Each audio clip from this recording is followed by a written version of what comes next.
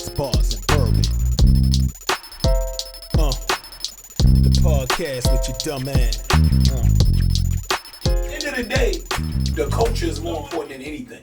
Got to be. Because Because the ones who care That's about the fabric of hip hop. Because the ones who care about the culture are still around right now making classic shit.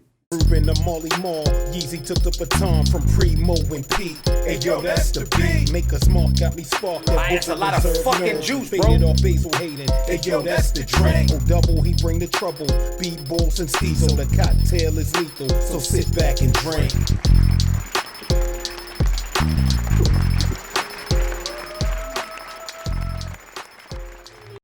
Shout out, another podcast, another dropping from the Bourbon Boyz, Beats, Bars, and Bourbon podcast for that ass. To my left of me, I got my guy Steezo. To the right of me, I got my guy O-Double, my brethren, my partners, man, you know what I mean? Right here, you got Beat Bulls, 130 illustrious Beats, Bars, and Bourbon podcast, Bourbon Boyz. Thanks for tuning in with us again. We are here for you. We are here. Fellas, I cannot start this cast today without giving a shout out to the bourbon tasting, the launch event for the Bourbon Boyz. Yeah, I want y'all to do me a favor and give yourselves a round of applause because, yeah, we did that shit, man. We did that shit, man. Shout out to Uncle Nearest on the sponsorship. Shout out to Matt Kane Mixers. Shout out to Met with Annex Lounge, 1818 Maryland Avenue, Baltimore, Maryland. Hey, listen, thank you. The love is real. The love is eclectic. We're not stopping there. We're doing another one. Follow us on IG. Follow us on YouTube, Beats, Bars, and Bourbon, the podcast for that ass. Yes, sir. The next episode will be in DC. So DMV, look out for us. We coming. Yeah. So, and just to give y'all, the people who weren't there, some perspective, we had a launch event for our podcast, trying to get the word out there to people who, our close friends and people who don't know what we're doing. So we had an official event to launch the podcast this past Saturday.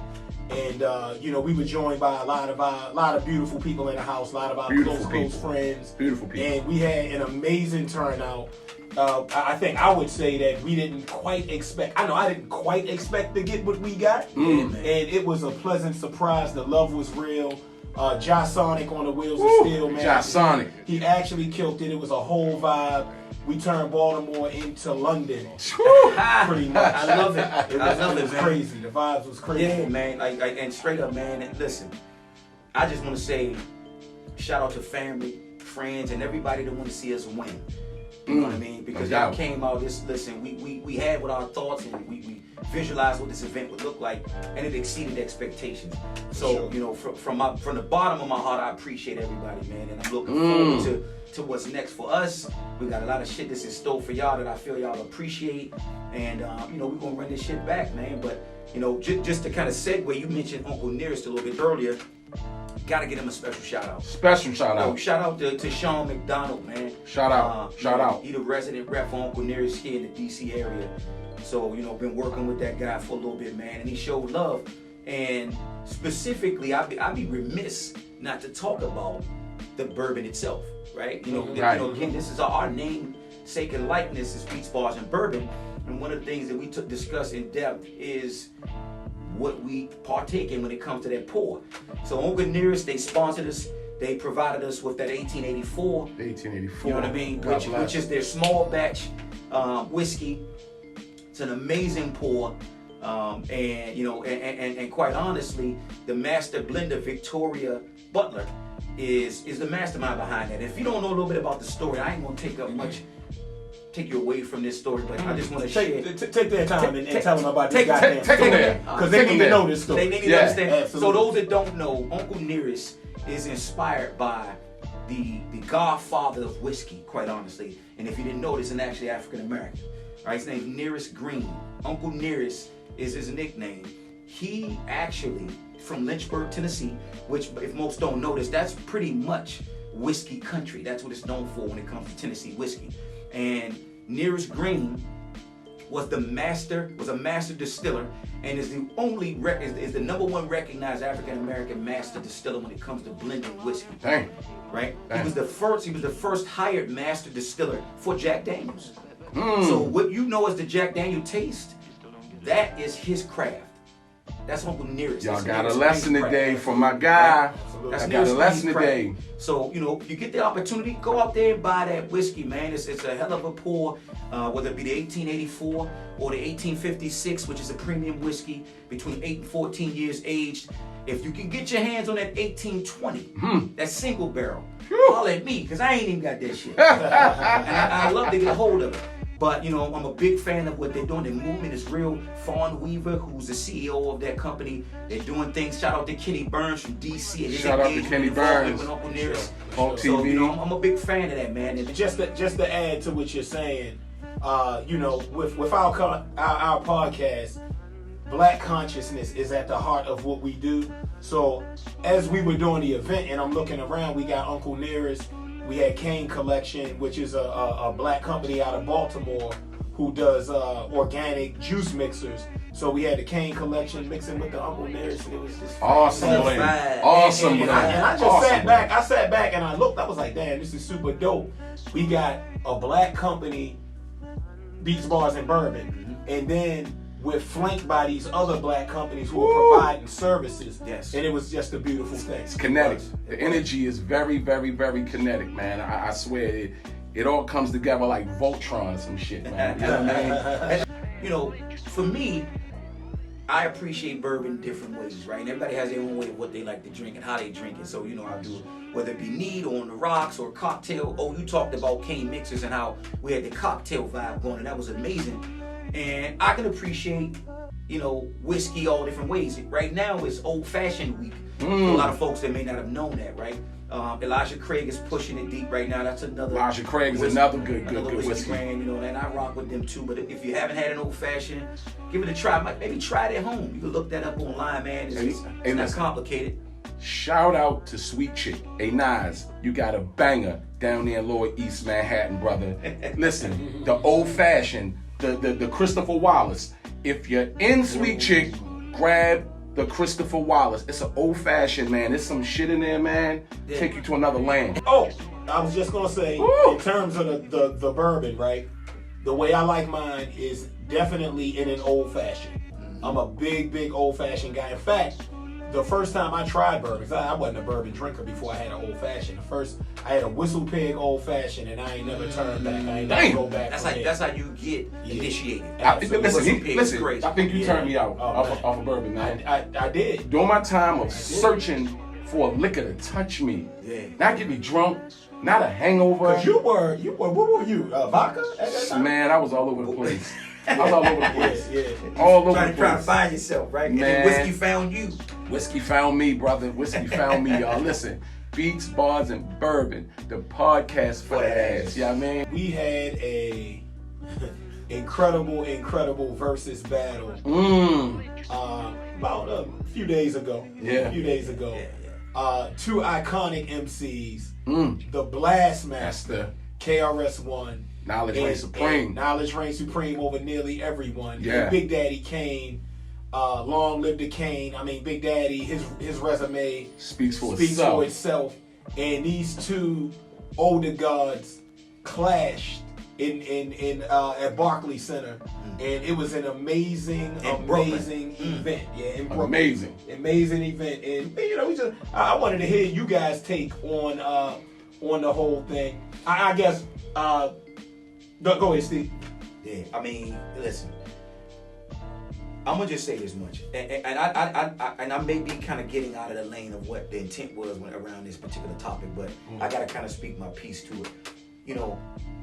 I feel like pioneers of rap, and we're in an era of giving flowers right now, right? We're in an era of giving flowers. Giving flowers. And they're these gentlemen, these pioneers of rap. 53 and 56 years old, brother. And they look amazing, by the way. Both of these 53 and 56 sharp years brothers. old. And they changed the game of I mean, you name it, right? But there's a disconnect between what the pioneers of hip hop are and what they've been to this community and culture, and what the newer generations lack of just knowing where they are and where they come from, and how that's an issue. There's a generational gap when it comes to that, man. And I sometimes I let it frustrate me, and I try to avoid like getting frustrated by it. And I had to tell myself, Steve, keep it together, man. You gotta understand something. There's no point in trying to rationalize with people that are irrational, right? Hey, listen, 100%. we know where you're going with that. And 100%. ignorance is bliss. Because that's the conversation we were having. Because you were saying, what were you tell them about what you saw in that thread that you told us about? I'm in multiple Facebook groups, hip hop, straight hip hop, pure hip hop, pure hip hop fans, and what I've noticed the biggest disconnect is that the younger generation don't study the older generation At all. You know, I think we Some are. do. Some do. I think we might be the only genre, which is the largest genre of music in the industry. Right. Whereas younger MCs or people will call that MC too old to rap. He's too old to rap. Hey. He's over the hill. He's an old head. Well, last I checked, these rock groups be rocking till they fucking 70, 80 years old. That's Yeah, right. yeah. And not once do we come across this conversation Yeah. and still sell out crowds, Exactly. Well, stadiums. 100%. Now, don't y'all think that speaks to a bigger issue in our community? Yes. Where we just don't tend to have generational respect for each other. Yeah. Like we don't the old Bro. don't really respect the young. Bro. The young don't respect the old. That's been an issue in the black community. Deep-seated. Deep-seated issue outside of just music. And The streets. it permeates music. The Because streets. it's going to permeate everything. Yeah. Yeah. Which brings me to the conclusion that hip hop rules the world. Not just music, hip hop. You know, we on Beats, Bars, and Bourbon, where we talk about hip hop, classic, old, new, Right. East, West, Midwest, South. We represent everybody. You know what I mean? So at what point do we say we running this shit? Let's run it together. Well, I mean, we need to teach each other. It's just because it makes me think, what you're saying makes me think about a conversation I heard Melly Mel had, The message. where Melly said, that somebody asked Melly Mel if any of the younger MCs reach out to him, right? And he said, hell no, ain't nobody reach out to me. And when he talking younger MCs, he's talking about Jay-Z, Nas. He's talking about this generation. Hold on, though. Hold on, let me finish. The generation under him, right? So he said the only person reached out to me was Macklemore. Because remember, Melly Mel went on tour with Macklemore. Macklemore brought Melly Mel and a couple of old school guys on stage with him at the Grammys. So the only one who reaches back that far in hip hop to the beginning, the guys who started this shit, is a white dude. We gotta do better, y'all. We gotta do better. Gotta do better. MCs, we On gotta both do sides, better. though, like you said, on both sides, like We gotta do like, better. Like he also could have reached out to the young boys. Like not saying that he didn't. Nah. But listen, hear me out. But hold up. But Melly paved the way. He did. Why But she does had that- to reach? But why wouldn't he teach? He been taught.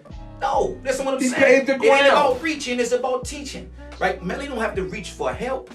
Melly reaches to teach. Yo, young blood, I see you. So what you saying is a lot of artists not teaching right now? But I think Melly probably has reached out to them guys, but because he was probably looked at as not relevant when they were out. I think that they probably looked at him like, man, go ahead, old man. I mean, you know how it is. Very, very possible. Let's get back to this Kane and Big Daddy. Listen, that was a win for hip hop. There wasn't a winner, there wasn't a loser. You know, I hear some friends say, KRS the Blastmaster catalog was long. We were surprised that Kane catalog I was was. about to say, what's your view? Because I'm gonna give you mine. Well, my view, which might surprise you a little bit. you know what? You know what?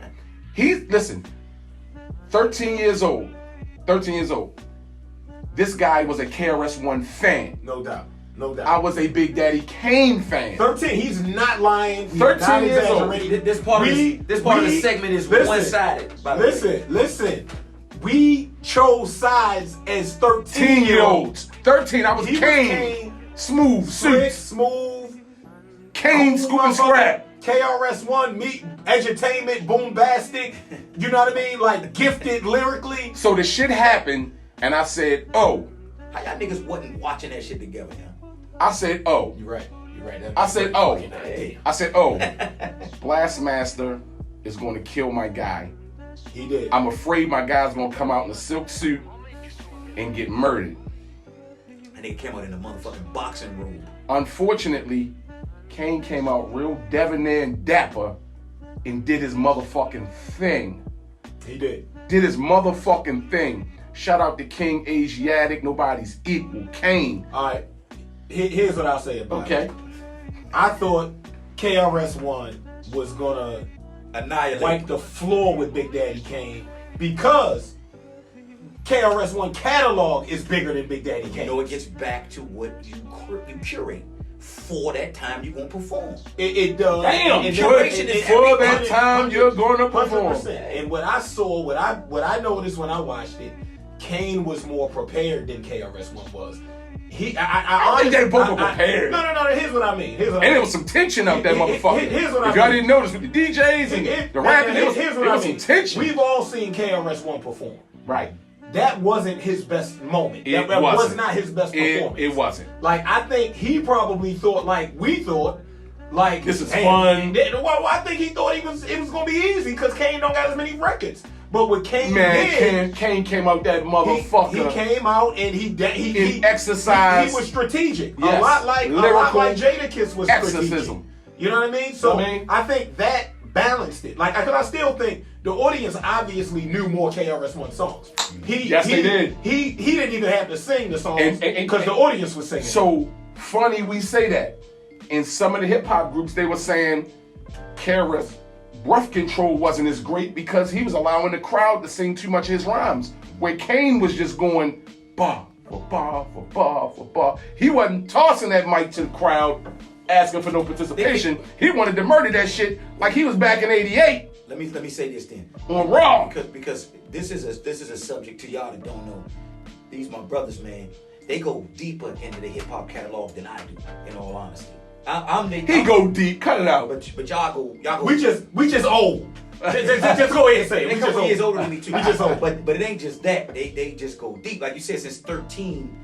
They've been like wearing that badge of honor as hip hop fans. Yes, sir. Not that I wasn't listening to hip hop. Beats, bars, and bourbon. But they different when it come to like Kane and Rakim, KRS-One and Rakim, right? I was Coochie Rap, Nas. That's when I got ingratiated with it. Scarface. That's my lane, right? So they're emotionally attached to that verses. Like, he wasn't attached at all. Not as much as they were. And that's why I'm like, why the fuck y'all ain't watch that episode together? You should. You might be right. So let me say this as a segue. You might be right. Because we text each other. Obviously, Versus is a platform. It is a platform that bridges hip hop generations, right? And my hope is that not only is it a bridge, it serves as a vehicle for cultural resurgence.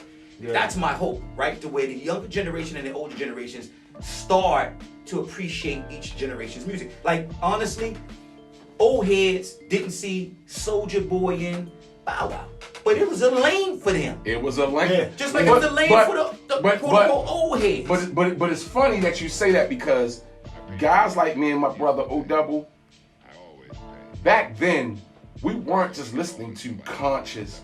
We were listening to fun rap. We were listening to the Kwame's, the Will Smiths, and these guys considerably might not be the best in some catalogs, but they were the best in the golden era. Yeah. I mean, you couldn't challenge that. They were still the best. They were good. But and here's the thing. Here's a misconception about the golden era that the younger generation thinks. Folks tend to think, at least in my opinion, that when we say the golden era, we refer to the golden era as the best era ever. Not just the best era ever, but like the only era that mattered. Right, okay. And that's not the same thing. Right. It's a formula to why that was the golden era, and I think the main ingredient of that formula was that it was on a rise that we'd never seen before. Hip hop was fresh off the heels of being a new genre of music. Yeah. So you get 80s. Oh, this shit won't last, and then the 90s hit you in the head. Like the early 90s, like holy shit. Yeah. This shit ain't going nowhere. This culture has something to say. From NWA right. to Luke. And listen. Shout out. So then when you start, and then let's not forget technology. So now you got Yo MTV Raps, Rap City. You got all this shit to where now you're seeing people from all. You got fucking the jukebox. We're seeing cultures. I'm seeing fucking Crucial Conflict in the Midwest. In the and I'm hay. like, yo, they got their own thing. Got their own Twista, shit. I'm like, yo, he got his Twista, own thing. You know what I'm saying? Midwest, shout out Twista. You seen it, and that because technology played a role in being a launch pad for hip hop. So that's why it's the golden era. It was at a time when when most people on the outside looking in thought that hip hop was something that won't last. It's a music. This is. They don't have a hand in this music thing. Look at it now. To where it ultimately became the biggest genre of music today. Look at the last thing I'll say about the music though is we gotta protect our music. We have to protect the elements of hip hop. One of the beautiful things about that verses is they brought out the breakers. You know what I'm saying? They brought out the old school MCs. I think Kane and KRS-One both understood that this was a moment that they could enlighten people about hip hop. Yes, that's why it was a win. That's why it was a win for hip hop. We'll lose what we have. Yes. If we don't protect the elements of it. So let's say that again. We will lose what we have, which is the biggest form of music in the world. And it happened in such a short span that we can remember when ain't nobody know about hip hop. Damn right. And it's grown to become the biggest form of music in the world. But in order for that to stay, for it to stay the biggest music in the world, we need to protect the elements of it and preserve the culture. Before we jump, I just want to say that verses brought out maybe the three elements of hip hop: MCing, DJing, showmanship, and lyricists. Only thing we were missing was graffiti on the wall. 100%. That's the only thing we were fucking missing. They should have had somebody bombing at the same Oh my while God. they were performing. Shout out somebody to should have been in the back bombing. We had the rock steady crews, the breakers. What? Yo, we had Daz Effects, Channel Live, Shantae, Craig G, Master Ace. Should I go on? No. We could stay on this forever because it's that good. Damn! It's that good.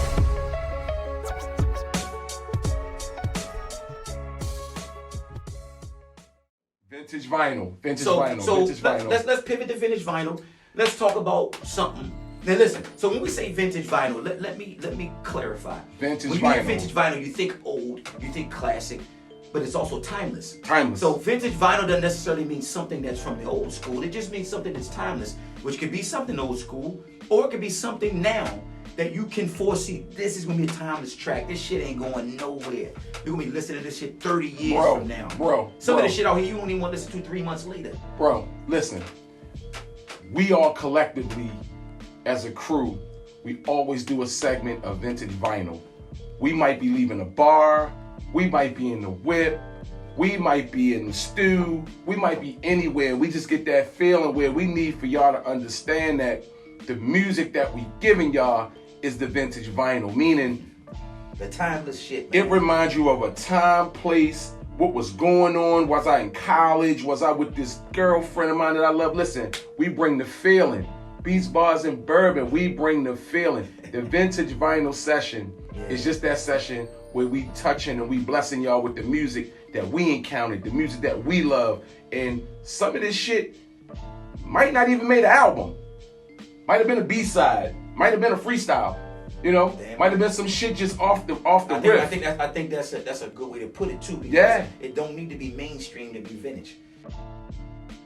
Yo, I'd be remiss before we jump into this vintage vinyl segment to not shout out a hometown team, a Maryland-based spirit.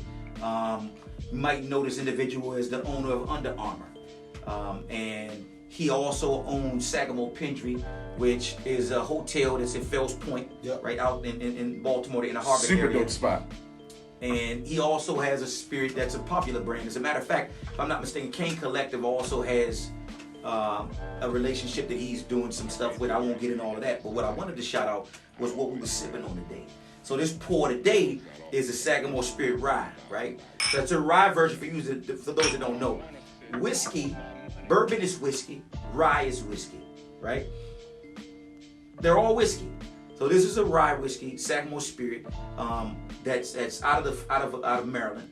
And I quite honestly, I gotta keep it funky with you. Didn't know what I was going to be getting into. This is the first time I've actually had this bottle. I like it. This is a good whiskey. It's smooth. It's smooth. It's definitely smooth. It's 83 proof, which is good. And you know, at the end of the day, it's an award-winning spirit brand anyway. Like so me saying that it's good, I'm just getting in line. Right? I think there's a number of folks who are enthusiasts and make money off testing this shit that can tell you that much. Me and my daughter, my youngest daughter, she's 12 years old, we were on our way to her soccer game. And we have this thing that we do on our way to her games where we like, okay, baby, what do you want to listen to get you motivated, to get you hyped up, right? I want her to be in a competitive mind state. I want her to be laser focused. And she'll pick songs. And the first song she usually always picks is Lizzo, right? And that's just, she's a fan of Lizzo. She loves Lizzo. She loves her sound. She loves her confidence and her swag. I get it. I get right? it. But then she'll throw a curveball and make me feel good as a dad. Okay. Right? Okay. So the curveball she threw was, hey, Dad, can you put on Paris, Tokyo, Lupe Fiasco? And I'm like, oh my God, she so knows the highway ride. And Paris, Tokyo, you can listen to it on The highway ride. The highway ride. The you highway can go on ride. a plane, you can listen to it in traffic or on the road, and it's such a vibe. So my vintage vinyl is, you know, and a lot of people look at Lupe Fiasco as this super lyrical, need to dumb it down guy, but he got real classics. This guy is, not only is an intelligent individual, he is a talented artist. I went to see him live at the Kennedy Center a couple years back. He did an amazing job. Took my then 20-year-old daughter, no, she turned 19 at the time, took her to go see him. But I'm shouting out Lupe Fiasco and what he did with that album, The Coup. That fucking album is amazing, man. Go back in the catalog, check that shit out. It's a timeless album. It ain't going nowhere. Okay. So I guess Doubt. I'll go next. Doubt. It's funny you mentioned your family, right? Because it's so funny because my vintage vinyl choice came out of a situation of me being with my family as well. Okay. So okay. we drove down to Tyson's Corner last weekend, and whenever I'm in the car with my wife and my daughter, they ain't no number arguing the whole time. So generally what I do is put on a pair of headphones and zone out and drive. Damn! Yo, you got the headphones on? I'm totally antisocial with my family when on a drive in the car. Totally. Because I already know it's going to be arguing, drama, just fake drama though. Not no real drama. Fake drama. Just fake drama. I ain't got no time. You ain't trying to listen. Yeah, so I'm not trying to listen. Reality TV drama? Yes, reality TV drama. Not just fake shit. Shit that I'll get caught up in. But anyway. So I got my headphones on and I'm going down the Nas wormhole. I'm just gone. I'm going deep into Nas. And Nas, The World Is Yours remix came on. And I'm listening to it. I'm like, God damn, man, this song is so dense, so thick, so deep. Shit. Like Sandbags. oh my God. And it just took me back to a time in a Vintage place. vinyl. And I mean, at that time, Nas was at the top of the world in hip hop. Yeah. Cause he had just dropped Illmatic. And God, you know, The World Is Yours remix beat right now. So guess what? We on that later. Q-Tip. We on that later. Yeah, Q-Tip did the remix for The World Is Yours. Okay. And it was just an unbelievable record.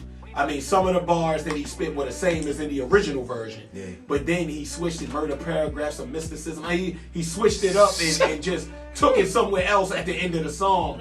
And it was just a phenomenal, not just record, but a phenomenal moment in hip hop from one of the greatest MCs who ever lived. So that's my vintage vinyl. If you haven't heard that record, The World Is Yours remix, it's always good to contextualize these songs for people who weren't there when they happened, so you can give them a eye into what was going on at the time. Right. Nas was the shit at this moment Yes, in sir. hip hop, and he dropped this remix, and it just knocked everybody's wig back. So that's my record, The World Is Yours remix, Nas. Fire. What you got? Fire.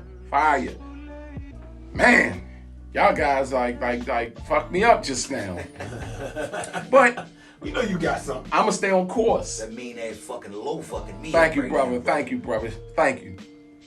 Shout out to Ralph Lauren. Listen, man. Being from the DMV area, and I love hip hop. I am a hip hop connoisseur. I'm hip hop 101. Yeah. But what I'm gonna do today, I'm gonna do a little different. I have to give a shout out, a one love to the Godfather of Soul, Chuck Brown. I'm saying this from a deeper place because most of your hip hop pioneers said you haven't seen a show until you've seen a Chuck show.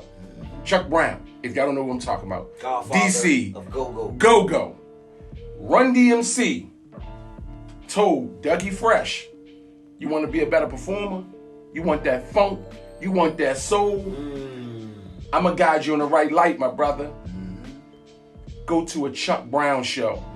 Dougie was like, okay. Dougie finally went and was like, oh my God.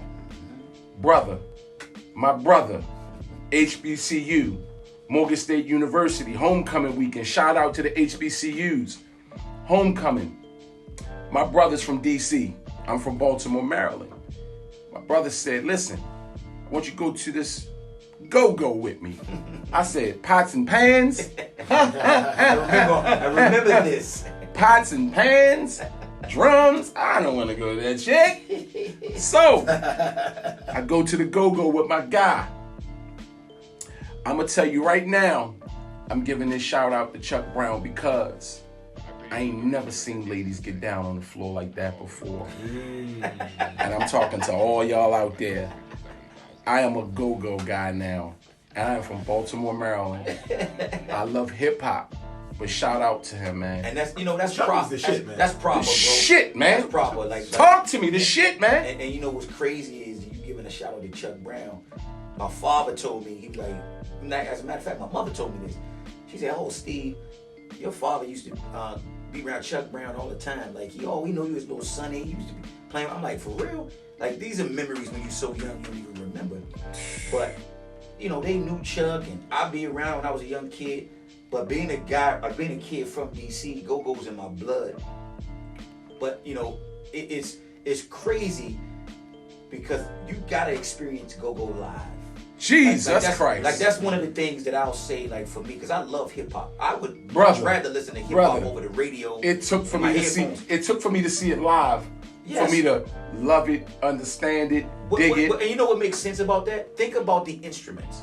Those are deep-seated, truly who we are instruments that they use. African rooted, brother.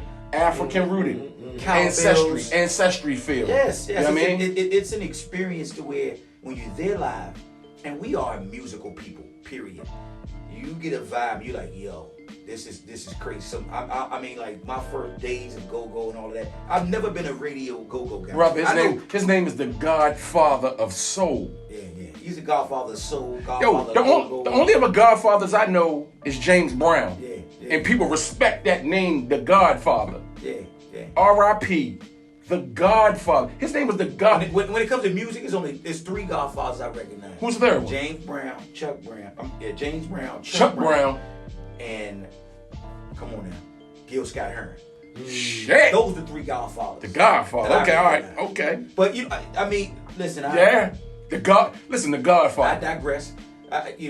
But there we are, right? So those are vintage vinyl. I think a good thing that really the only way we can kind of close this out is if it ain't music, it's sports. Absolutely. Right? If it ain't music, it's sports.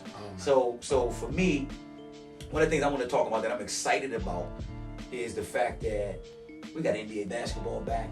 NBA. We got NBA. It's October, so for you NFL, you Major League Baseball fans, it's playoff time. Right? We right now outside of the first quarter of the NFL, we second quarter of the NFL. So it's a lot of activity going on. And I'm excited. Like, so what I wanted to talk with y'all about to see where y'all stood was let's just say NBA. I know y'all got some shit to say about NFL.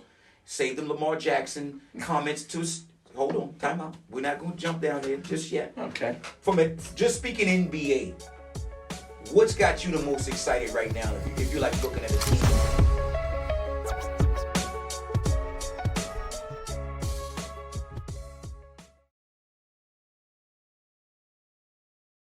Alright, cool. Oh, let me wipe my face. My shit oily. Hey, listen, brother, you look rich. That's that rich look. All right. That's that cocoa butter I put on. Yeah, that's the rich look. They like, man, he drink a lot of water. You heard Amanda in fucking she said, y'all over here glowing? Like, yeah. We get melanin. We take good showers and facials and shit. You know what I mean? We actually do that. Right? Yeah, we do that shit. That's expected. We do that shit. We do that shit. I gotta say cheers sometimes. My Negroes are still here. So listen, man. What I'm interested in is hearing y'all opinion on, you know, the NBA state this year, specifically around like, yo, what is exciting to you? What are you excited about this upcoming season? We know that it's no longer the bubble. We know that the bubble went into the Bucks winning the finals, but it all felt like surreal. It was like an out of body experience the last 2 seasons. Mm-hmm. This feels like an NBA season is starting. Right. I feel like we back to business. Back to business. Right? Listen, my excitement is that the league is changing. These young boys are balling. Now listen, shout out to my LeBrons, my Melos, my Hards, my KDs, Steph Currys. Listen, great players. That boy Jalen Green. Jesus Christ. The first motherfucker I thought about was that Houston motherfucker. Hey, yo, listen, these young boys balling from Charlotte to Houston. Yo, Ja Morant. These young boys are here. They're not here. They're not Trae Young. They're not here to sit and watch and wait. They about to take the next step. The next step is these youngins, man. Like these youngins. So you excited about the torch being passed to the youth? Yes. Okay. Yes. I was gonna go there. That's where I was gonna go. Yes. But you took that. You stole the thunder. Fucking Che, the god of thunder and shit. The young boys. It's all good. Yeah. So where I'll go the other direction. I'll say, all right. So what are the older dudes gonna do? And when I say older dudes, I'm talking about the Lakers. They got all the old dudes in the league on one team now. So. I know you're a Lakers fan. I know you are Mr. Laker. Real savvy team. You're Mr. Laker. Real savvy team. But I'm cheering for the Lakers. What I'm seeing and what people don't understand is the Lakers have tried this before. Mm-hmm. They've tried this before with Karl Malone and Gary Payton and pulling together all these 30-something All-Stars. I want to see if they can actually do it. Like, in Russell Westbrook, I'm very curious to see how Russell Westbrook is going to blend with that collection of talent. West got to find him. That's what I'm looking at. West got to find him. West got to find him. So listen, I could selfishly talk about the Lakers, but that be in response to what you said, and it ain't about that, right? I'm excited about the Lakers, obviously, because first of all, I want to see Carmelo win a ring. What better jersey than in the purple and gold? Jeez, right? that's crazy. I would love to see Melo win a ring. Melo needs I don't know about all that. That purple. No. You don't have to know about all that. But you was purple and gold as a You don't have to know kid. about all of that. I like when Magic Johnson was a Laker. I love you don't even have an NBA team. So how do you not love him now? I don't have an NBA Exactly. team. I follow players and not teams. So then you should be a Laker fan this year. I'm a LeBron fan, and you weren't. I'm not a LeBron fan from that perspective, but LeBron is a Laker. Perspective. You didn't embrace him. First and foremost, prestige. Okay, the Lakers. So you like fine wine. So you're like Sagamore. So you like Sagamore. When you put that jersey on, you are a member of the team, not the team. LeBron is a Laker, so I like LeBron. I love it. I like LeBron. And listen, LeBron. Top 5 players. We ain't gonna go into LeBron. We're not. They try to reel me in. What I'm excited about this season, quite honestly, and this is a curveball, is the fan experience. To me, that's what we've missed the last year and a half, almost 2 years. The fan experience. Everybody's excited about going to the games. Everybody's excited about seeing the players live. The players are equally excited about interacting with the fans. I'm so glad to see that happening again. Mofos are happy to see the Charlotte Hornets too. Oh man, every team. The Chicago Bulls. These young teams. And this is a personal jab. Watch out for the kid, Kyle Kuzma in Washington. You had to go. 11 Wizards. Points, 15 rebounds. You had to go Wizards. W in Toronto. And look, while we still on sports, here we go. We gotta talk about Lamar Jackson, baby. Do we Baltimore Ravens uniform. So we gotta talk about the man because here's the thing. Lamar Jackson, they started the season saying Lamar Jackson is going to be figured out this year, right? Now, and of course, this is some selfish Baltimore. Which is bullshit. His fourth year. They talked about it saying he's going to be figured out, right? We figured out. He's been figured out to the tune of a 5-1 record with 17 players on injured reserve. 17! Every running back, the right tackle, 1, 2, 3, the 4, starting 5, star 6, 7, cornerback, 8, 9, 10, and 11, a 12, million 13, other 14, 15, mofos 16. on injured reserve, and we 5-1. Lamar Jackson hit. Look, quick question. Who's the most electric player in sports right now? I think it's Lamar Jackson. Lamar Jackson. Hands down. I love Mahomes. I love Russell Wilson. I even love Kyler Murray in the Cardinals. He's balling the fuck out. No doubt. I'll be lying. Dak Prescott is balling out. And lying if I said any other name other than Lamar Jackson.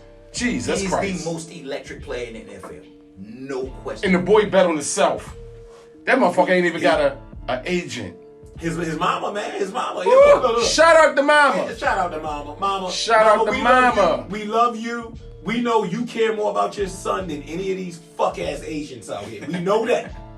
So don't listen to nothing that they telling you about you not being able to represent your son. I'm not a Ravens fan, but I want to see Lamar Jackson win a Super Bowl. Period. Lamar Jackson. Make that gear more accessible. Please make please make the gear more accessible. Please. Yo, you petty, man. I'm not petty. I'm just petty saying. shit. We talking facts right now. Please make the gear more accessible. We need some more of that Lamar Jackson gear. I'm talking about that early shit that keeps selling out. We need some of that. I love wearing my Raven shit, but give me some of that Lamar gear. Yo, they are very, very excited, y'all. Very. We are. It's 5-1, but and I respect it. And the Washington football team is struggling, right? Huh? And but I will say, DC got some of the best fans in the fucking world. Woo! And the reason I say that don't patronize. Is because how the hell can you fucking want to patronize? team? Are you really? Really? That's what you do? I'm just joking. Listen, anyway, it's a struggle for us this season, but fuck that. What better way to move on than changing topics? All right? I don't talk about football anymore. Let's talk about something, a more serious subject. Come on. That hits close to home, especially as a father. I'm a father of 3 girls, man.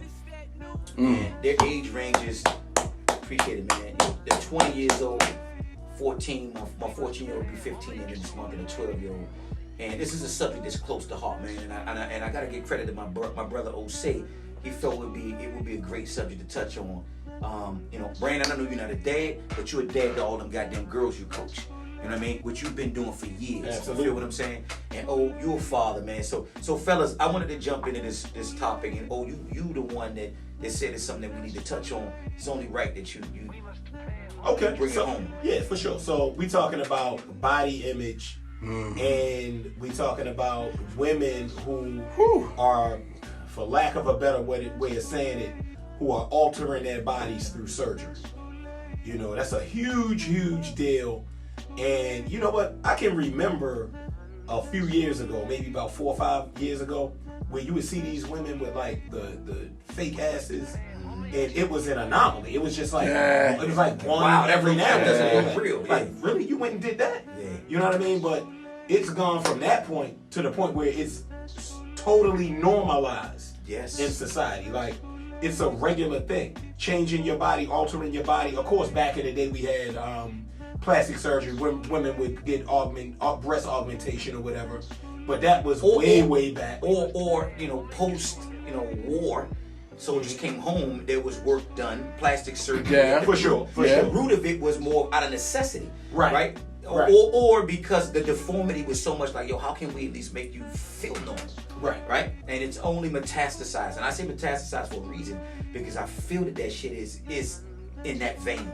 Right? I don't feel that the progress with plastic surgery is in the greater good of the human race. I feel that it's turned into something else, but I ain't mean to cut you off. Yeah, no, you good. And I was just gonna say that it's been a phenomenon for the last 30 years, but it's definitely has like accelerated in the last Yeah, it's doubled, by the way. In the last 10 years, the plastic surgeries have doubled in the millions. Wow. And you know what? That's believable because when you look at social media, that kind of parallels with, it dovetails with social media being super popular.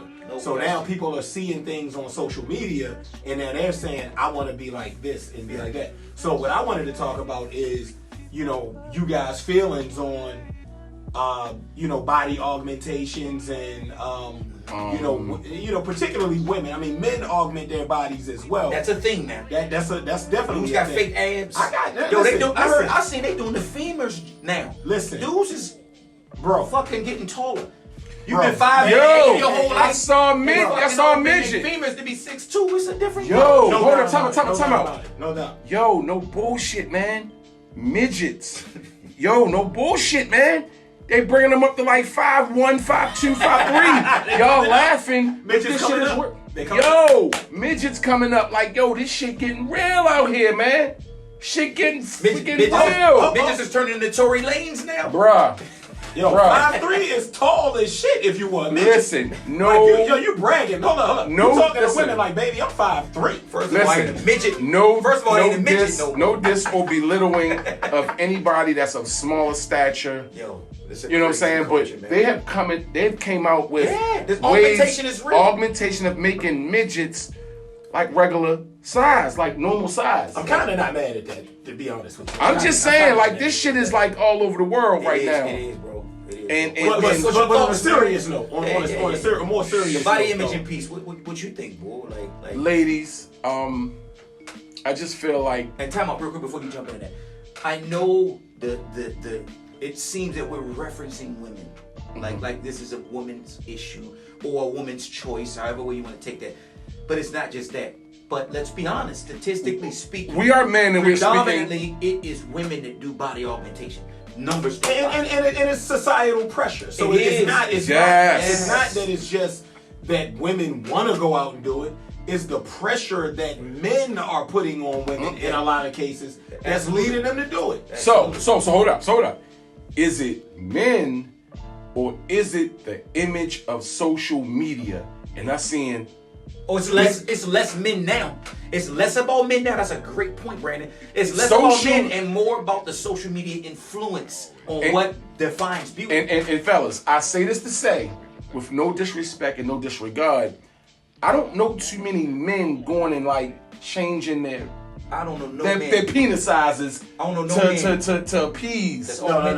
They're not. My point is that women generally, historically, have done things for the adoration and attention of men. Correct. That's my point. Okay. So it's morphed, I think, into something else. Yeah. It's the social media influence. Yeah, exactly. Like I think it's women wanting to impress other women in a lot of ways. Hey, ho. So I was about to say that with indication of asking the question of, are women really trying to please us? Or are they trying to please their friends and other women? Let me respond to that. So I don't necessarily think it's a matter of them trying to please another woman. I think that I think social media's impact is greater than we ever could imagine. True. Listen, I'm gonna say this. I'm gonna quote Jamie Lee Curtis. For those who don't know who Jamie Lee Curtis is, she's an actress. She's been around a long time. White woman. Terminator. No. She wasn't in Terminator. She Halloween. Jamie Lee Curtis been around a long time, and Trading Places. So she did a movie with John Travolta too, the whole aerobics class scene that was like super popular, and that's probably from a different culture and a different time. Stand Alive? In general, right? Was she in Stand Alive? I can't. No, was that? It was somebody. That was in the 80s. Was it Grease? I can't remember. But let me listen. I digress. Go ahead. The point I wanted to make is that she said something, and it resonated with me. Right? It was an article that my wife actually sent to me. Like, look, check this out. And she says, "We're messing up generations with this whole mess over beauty." Something like that. I'm paraphrasing. Mess over beauty. Right? I'm paraphrasing, but essentially what she was saying is, social media has influenced our perception of what beauty is to the point to where these youngins 20 years from now may be dealing with real issues later. Man. Because listen. Natural hair? We talked about it earlier.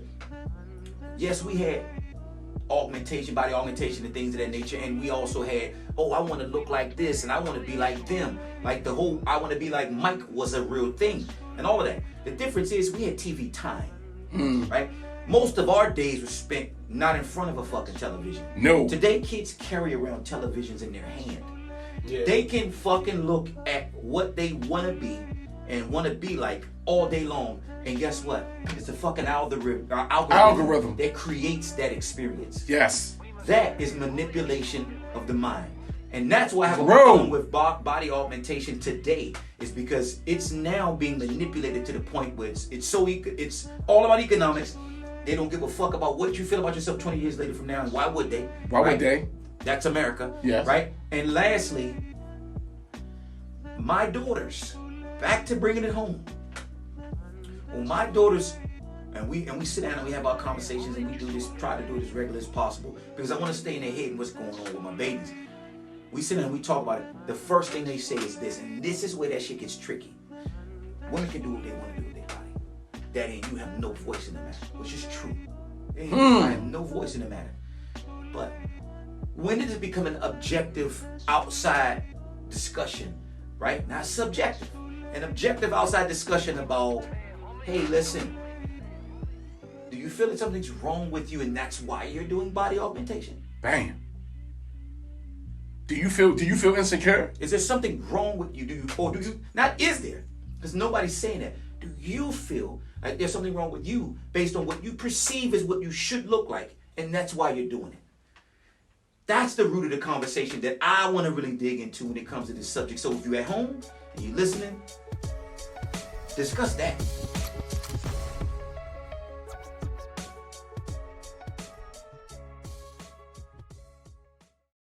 For me anyway. Talk about that. Mommy, daddy, are you talking to your daughter and your son about being secure with themselves? Are you telling them that some of these cartoons are not good for you? Mommy and daddy don't want you to watch that because a lot of the imagery is starting to take over the mind, the body, and the soul. At what point do we cut this systematic system? We step in. Yeah. Speaking of that, man, like I tell my daughter, I try to be cognizant and conscious of the fact that I, as her first man, the first line of defense For in terms of the men who she's gonna experience in her life, I let her know that she's beautiful every day. Got to, Your man. hair texture is beautiful. Got to. Your nose is beautiful. Got Your body to. is beautiful. Got to. Because those are the things, when you let them know that builds up a sense of confidence that serves as a shield for them. Damn right. When they come out into the world. world. So we gotta talk to our kids, man. Like, the world ain't fair, man. The world ain't cool, man. No, it's cold. It's cold. And you need to. I was blessed as a young dude to come from parents who were very Afrocentric and who let me know that, nah, you're not lesser because you black. You a king because you black. Right. And that served me well going through my life. So, like, with these young girls, a lot of them, man, I'm not even blaming any woman who does, who augments their body. Not at all. Not at all. Not at all. We're not blaming them at all, because there's always a root issue that leads everybody to do everything. Imagery. So like, imagery. If you feel the need to augment your body, in my opinion, it's because you lack some level of self-confidence.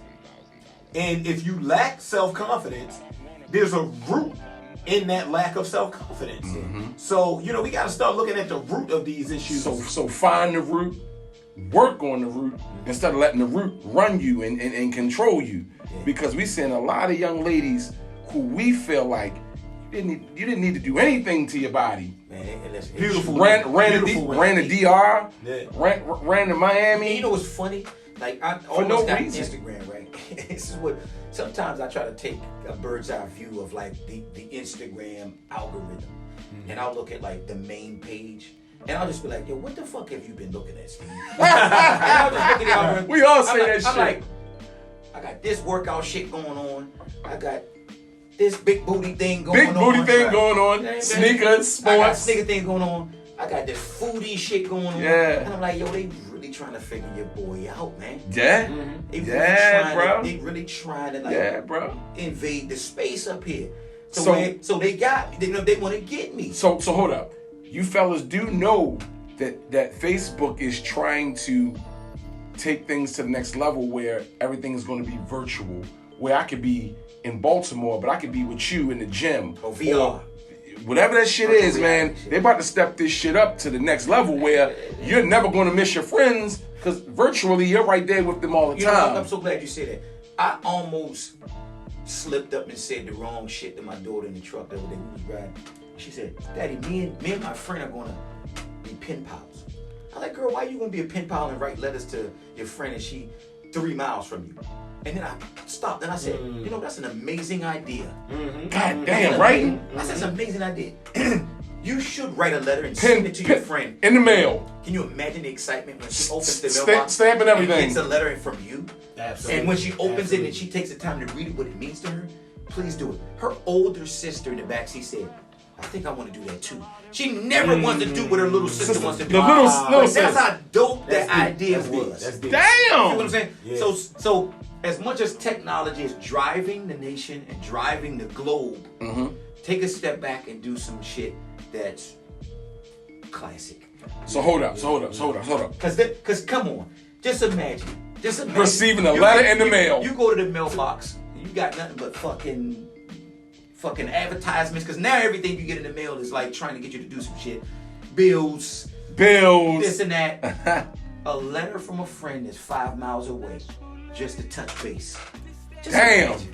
Real That shit shit right there. therapy, man. Therapy. That's therapy. For How- sure. how for about- sure. We how- need to get back to that. Yes. How about taking the pictures out of your phone, going to Walmart and making visual pictures in a photo album? When's the last time you motherfuckers seen a photo album? Honestly, we did it for New Year's Eve. That was a theme 3 years ago. Yo, we need to break we down. do that. We do that. We need to. Listen, My family does that for sure. We take the pictures. Everybody. And then we grab them and we take them to Walmart or wherever. Everybody. And make the photo albums for sure. everybody should break down, take those memorable photos out of your phone and make them visuals in an actual photo album. Go back 2, 3, 4, 5, 6 years. Don't let social media keep reminding you of memories. Make your own memories. For sure, for sure. You know what I mean? I wanna go back a little bit to the conversation that we started. And we were talking a little bit earlier about, you know, back to the body image issue, right? Like, we've all had these issues as far as trying to identify and feel and find our place in our, you know, in our circle, in our society. For sure. We all deal with it. For sure. Like when we came up, like you said earlier, we wanted sneakers and fly jerseys and all that. Like Gold that, chains 'cause and that- shit. But all of that is superficial. Like all of that's superficial. Like that's not who we are.